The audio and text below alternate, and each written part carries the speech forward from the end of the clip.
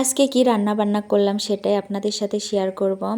আসলে আমি পাঙাশ মাছ রান্না করব আর আমি কিভাবে রান্না করি আপনাদের সাথে সেই ভিডিওটাই শেয়ার করলাম। সবাইকে আসসালামু আলাইকুম। আশা করি সবাই ভালো আছেন, আল্লাহর রহমতে আপনাদের দোয়ায় আমিও ভালো আছি।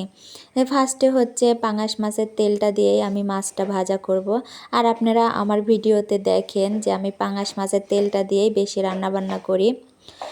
আর আমি এমন একটা জায়গায় থাকি, এদিকে না বেশি পাঙাশ মাছটাই মানে বেশি খায় সবাই, অন্য মাছ কমই খায়, পাঙাশ মাছটা চলিতি বেশি।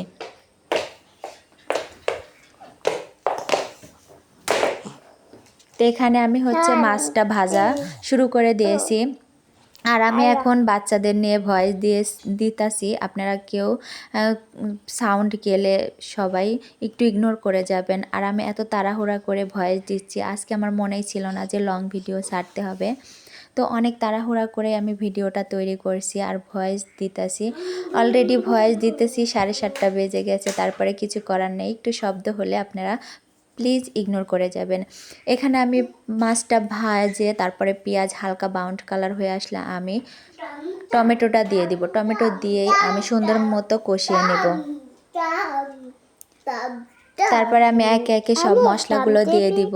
এখানে মরিচের গুঁড়ো, হলুদের গুঁড়ো, স্বাদ মতো লবণ, আর আমি জিরা বাটা, পেঁয়াজ আর রসুন বাটা দিয়ে ভালোভাবে মশলাটা কষিয়ে নেব।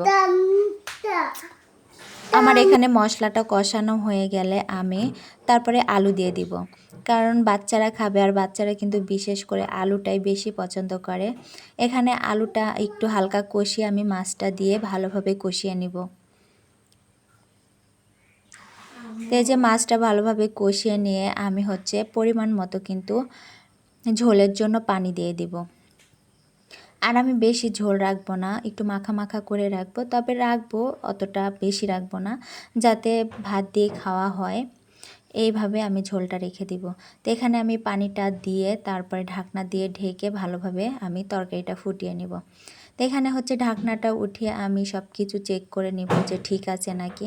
তো এখানে হচ্ছে আমি একটু নাড়াচাড়া দিয়ে লবণটা চেক করে, একটু লবণ লাগলে আমি সেখানে অ্যাডও করে দিব।